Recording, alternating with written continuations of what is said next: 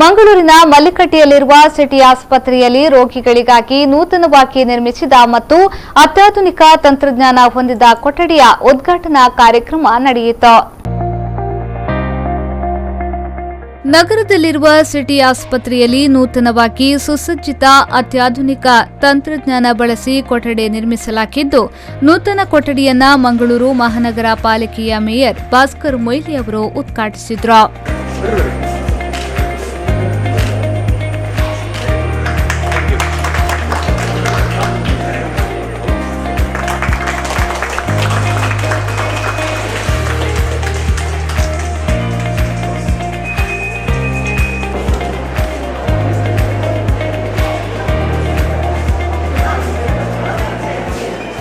ಬಳಿಕ ಮಾತನಾಡಿದ ಅವರು, ನಗರದಲ್ಲಿ ಸಿಟಿ ಆಸ್ಪತ್ರೆ ಕಳೆದ ಸುಮಾರು ವರ್ಷಗಳಿಂದ ಉತ್ತಮ ಸಾಧನೆ ಮತ್ತು ಸೇವೆಯನ್ನ ನೀಡುತ್ತಾ ಬಂದಿದೆ.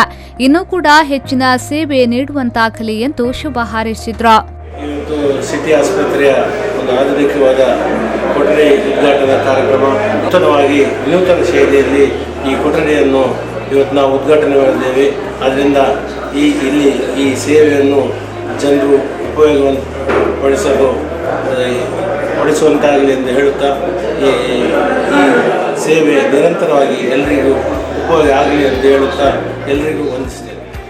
ಅನಂತರ ಆಸ್ಪತ್ರೆಯ ಆಡಳಿತ ನಿರ್ದೇಶಕ ಡಾಕ್ಟರ್ ಭಾಸ್ಕರ್ ಶೆಟ್ಟಿ ಅವರು ಮಾತನಾಡಿ, 1997ರಲ್ಲಿ ಈ ಆಸ್ಪತ್ರೆ ಆರಂಭವಾಯಿತು. ಆರಂಭದಲ್ಲಿ ಈ ಆಸ್ಪತ್ರೆಯಲ್ಲಿ 60 ಬೆಡ್ಗಳಿದ್ದವು. ಆದರೆ ಅದು ಈಗ 200ಕ್ಕೆ ಏರಿಕೆಯಾಗಿದೆ.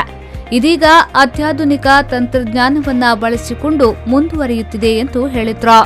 Research and Diagnostic Center started in 1987 by Bhaskar Shetty and Company.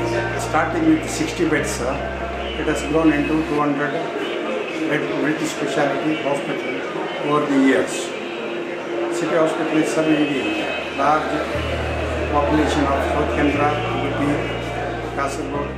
ಈ ಸಂದರ್ಭ neurosurgeon doctor KB Devadiga, doctor Rohan Shetty, Roshan Shetty, Kiran Shetty, Kishan Shetty, doctor AB Shetty, doctor KR Shetty, ಉದ್ಯಮಿಗಳಾದ ಪಾದೆ ಅಜಿತ್ ರೈ, ಗೀತಾ ರೈ, ಹರೀಶ್ ಶೇರಿಗಾರ್ ಮೊದಲಾದವರು ಉಪಸ್ಥಿತರಿದ್ದರು.